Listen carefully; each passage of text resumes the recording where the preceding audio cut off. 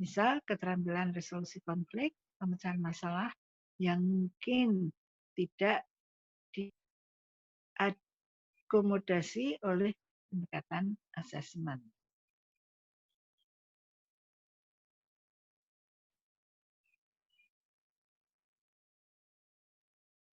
Nah, strategi program psikoedukasi dengan pendekatan informasi dan kesadaran berupaya untuk mencari dan mengumpulkan fakta-fakta untuk pasangan tentang hubungan atau bagian-bagian dirinya. Kelas berbasis sekolah atau school-based, misalnya di perkuliahan atau kelas di SMA, materi bersifat tekstual. Riset-riset menunjukkan pendekatan ini meningkatkan pengetahuan tentang pemilihan pasangan, seksualitas, sikap resolusi konflik, ekspektasi yang realistis, dan sikap egaliter. Menonjolkan tujuan-tujuan program pengayaan atau enrichment pernikahan.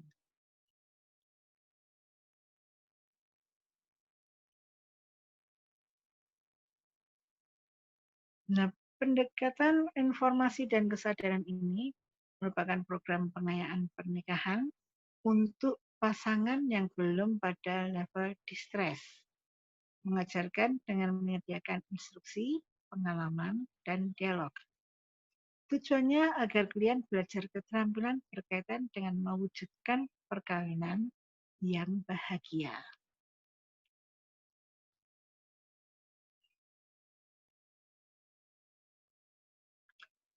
Pertukaran ide dan informasi, pemberian umpan balik, fasilitas workshop, membantu membangun jejaring dukungan dan perilaku. Nah, ini berkaitan dengan kesadaran tujuan diri dan kesadaran akan tujuan orang lain. Self and other goals awareness.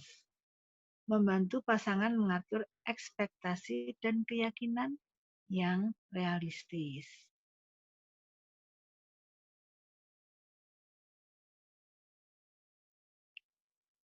Pendekatan pelatihan keterampilan ini berfokus pada bagaimana pasangan dapat mengelola kehidupan lebih baik dengan mengajarkan strategi khusus untuk memperbaiki keberfungsian dalam hubungan.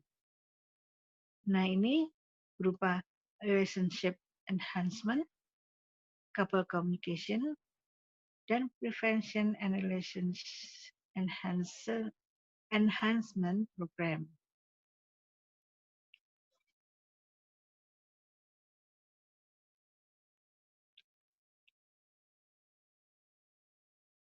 Relation enhancement, misalnya, program yang bertujuan untuk membangun empati dengan perspektif pembelajaran sosial atau social learning program selama 16-24 jam. Berbasis pada model komunikasi Rogerian, berfokus pada pengembangan kemampuan komunikasi empatik, tanda-tanda atau cues komunikasi mulai dari diri sendiri dan orang lain. Mengajarkan keterampilan self-changing, strategi pemecahan masalah, dan resolusi konflik. Follow up dalam 6 bulan setelah program, peningkatan pengungkapan diri dan empati, peningkatan skill komunikasi.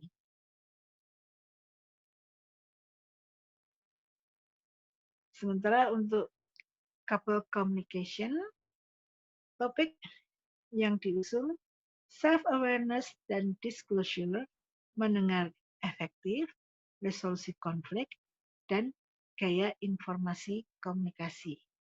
Setiap area ini dirinci menjadi beberapa keterampilan khusus yang harus dipelajari. Misal, keterampilan mendengarkan, yang terdiri dari attending, acknowledging, inviting, summarizing, dan menanyakan pertanyaan. Diadakan selama 12 jam dengan rancangan yang terstruktur. Format 2 jam per sesi.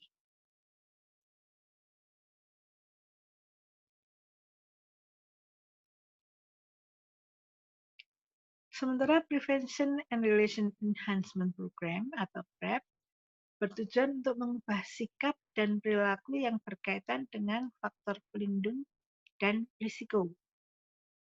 Dilakukan dalam rangka 12 jam ceramah singkat, diskusi, dan latihan keterampilan interpersonal, misal malam hari, akhir minggu, atau pelatihan 1 hari. Topik: komunikasi, manajemen konflik, pemaafan, latihan keagamaan dan keyakinan, waktu yang menyenangkan, dan persahabatan.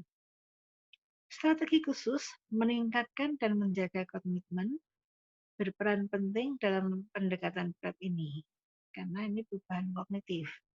Efek dapat sampai jangka panjang.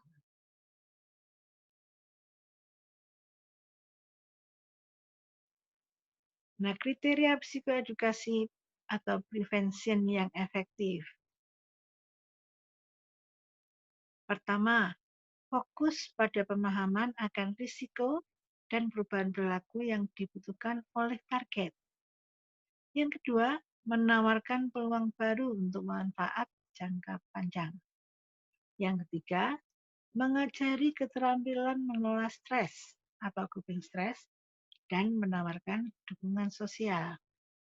Keempat, memperkuat dukungan yang sudah ada di keluarga, komunitas, dan setting sekolah. Kelima, membuat alur hasil yang terdokumentasi dan prosedur dengan cermat untuk dapat direplikasi.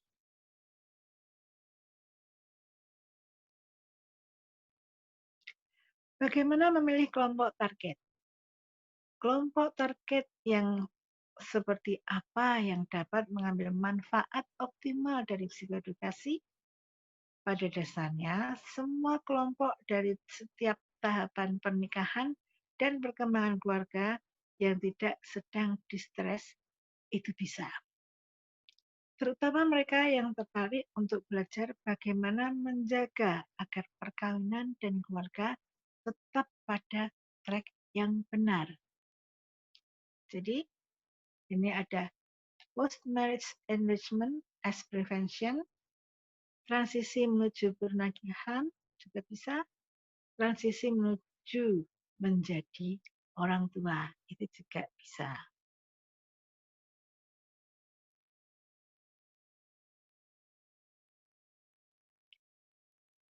Post-marriage enrichment as prevention. Bagaimana kalau yang sudah menikah? Menekankan pada pencegahan pendidikan melalui pengalaman,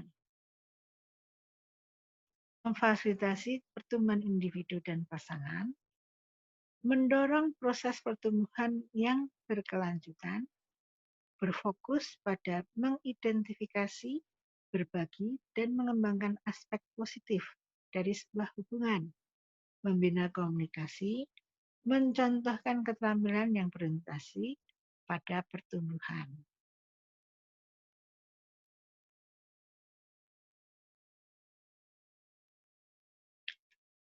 Bagaimana dengan transisi menuju pernikahan? Mengapa kelompok ini yang paling sering menjadi target sebenarnya? Pada tahapan ini, menjadi titik awal pencegahan paling baik dilakukan sebelum muncul masalah atau distres pada hubungan.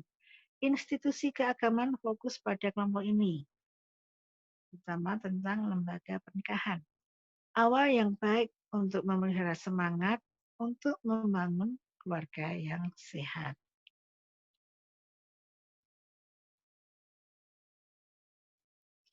Sementara transisi menjadi orang tua, perubahan signifikan pada kehidupan perkawinan. Bagi pasangan yang peduli, mereka merasa perlu mempersiapkan diri dan terbuka dengan pembelajaran baru hingga perubahan perilaku baru. Pasangan dapat berada dalam situasi berisiko, misal karena adanya miskomunikasi dan konflik terkait dengan identitas baru sebagai orang tua, mengelola hubungan, mengembangkan keterampilan baru, memenuhi berbagai ekspektasi diri dan pasangan, dan juga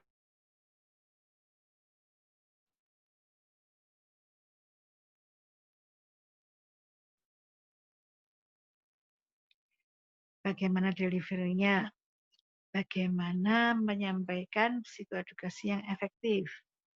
Nah, ini ada beberapa kan jelas, terstruktur, dan dengan aturan yang mendasar. Latihan mingguan yang intensif. Nah, dapat menjamin kerasaan klien dan juga berbasis komunitas dan durasi 2-4 jam.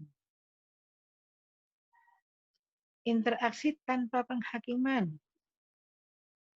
memfasilitasi iklim interaksi yang aman. Nah, di sini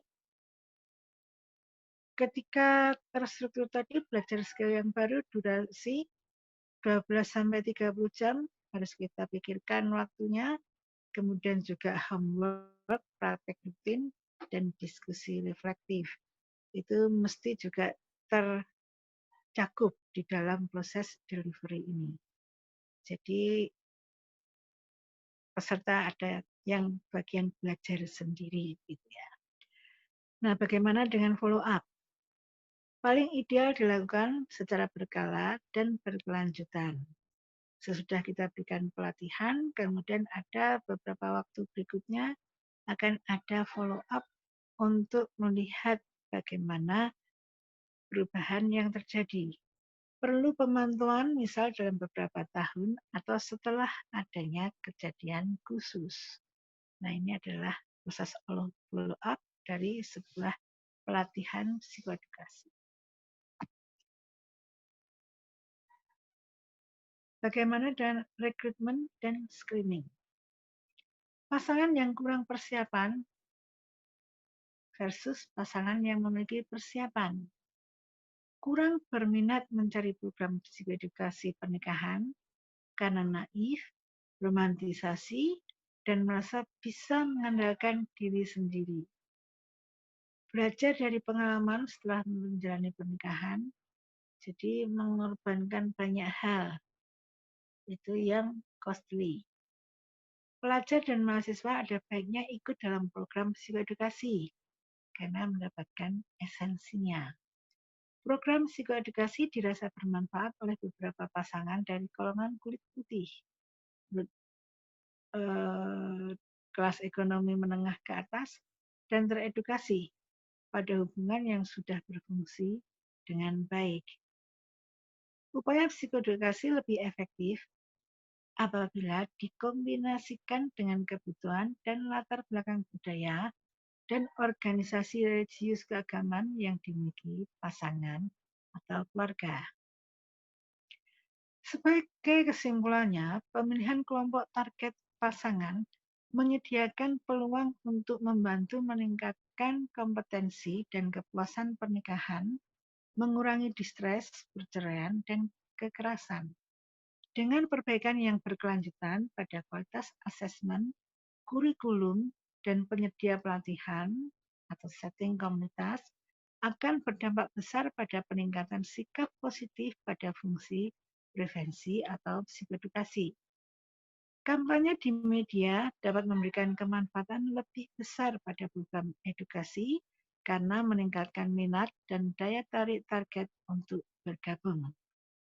Pencegahan distres dalam pernikahan dapat dilakukan apabila praktisi dan para ahli memiliki akses pada alat psikoedukasi yang tepat untuk membantu pasangan dengan cara yang efektif. Baik, dan ini adalah referensinya. Silahkan kalau bisa menemukan bukunya untuk dipelajari. Begitu, cukup sampai di sini. Sekian dan terima kasih.